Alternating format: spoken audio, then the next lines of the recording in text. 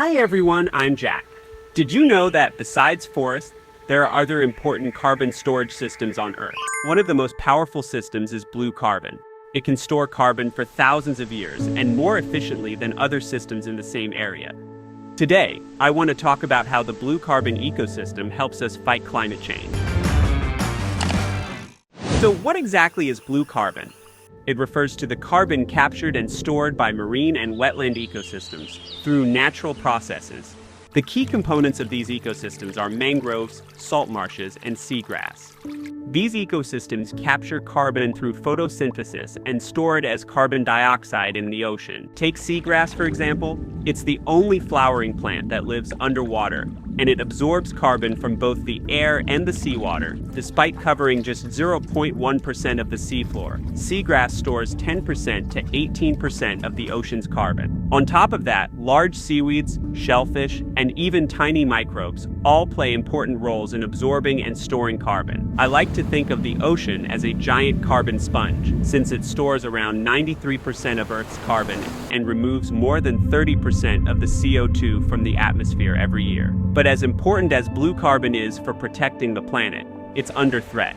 Climate change and human activities are damaging many marine ecosystems. For example, seagrasses are facing ongoing degradation due to warming oceans.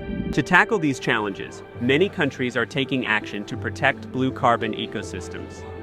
China is among the few countries that contain all three aforementioned components: seagrass beds, mangroves, and salt marshes. So China is particularly committed to protecting blue carbon ecosystems. Let's take mangroves as an example.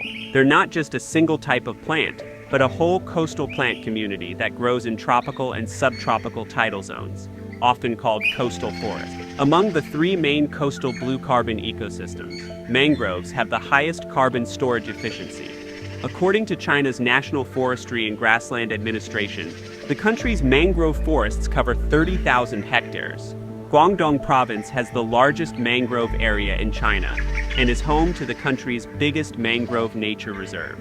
In March 2025, the Chinese Regional Hub for Blue Carbon project was approved by UNESCO's Intergovernmental Oceanographic Commission. This project will promote international collaboration and progress in blue carbon research, conservation, and restoration.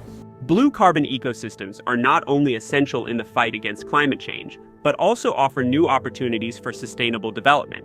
Next, I've invited an expert to share more about blue carbon conservation and the future of these vital ecosystems. China has launched blue carbon pilot projects in regions like Guangdong, Hainan, and Tianjin, while at the same time stepping up mangrove restoration efforts supported by partners including WWF.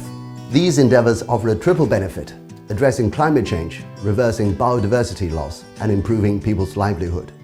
China's approach provides a model that can be replicated by other countries aspiring to harness the power of blue carbon ecosystems.